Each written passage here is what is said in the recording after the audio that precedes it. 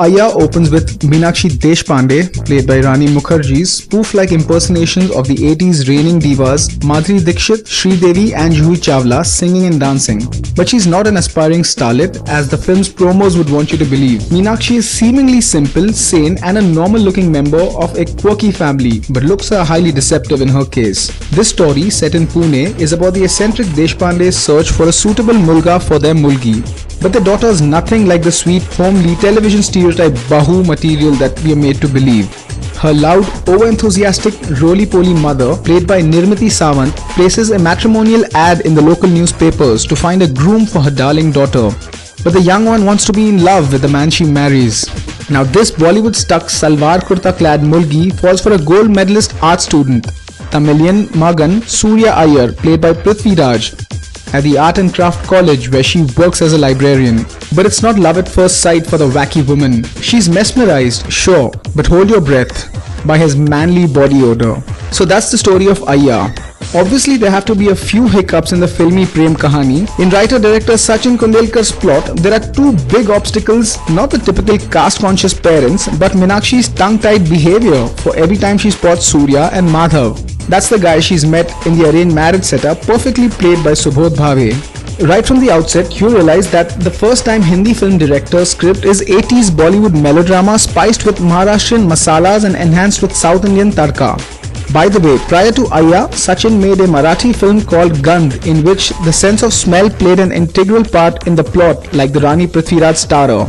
So the first half of Aiyyaa starts interestingly, but the recurring situations in the screenplay make you wonder if there's more to the story. For instance, Rani's constant Jim Carrey-like facial expressions, her blindly chasing Surya as soon as she gets a whiff of his manly scent, her breaking into a dhinchak song and dance every time the script comes up with an appropriate opportunity, and last but not the least, her loud family scary antics.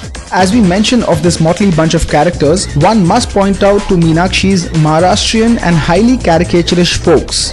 Apart from her mother, she has a docile father played by Satish Alekar, her wheelchair-ridden granny with gold-plated teeth played by Jyoti Subhash, and her street dog-loving brother played by Amey Wagh, and co-worker Meena, who is a buck-toothed Lady Gaga replica played by Anita Date, hold their ground against Rani's theatrics in the laugh riot.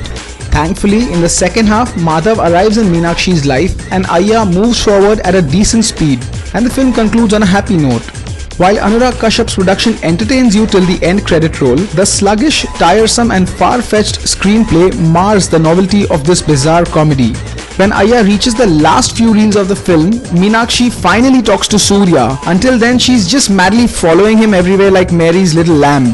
Rani is a live wire as the madcap Meenakshi, but after a point, she seems to be trying too hard to impress with her histrionics.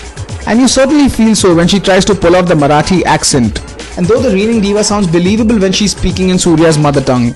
As mentioned earlier, the supporting cast does a good job at making you laugh and sometimes even cry as the act gets too monotonous.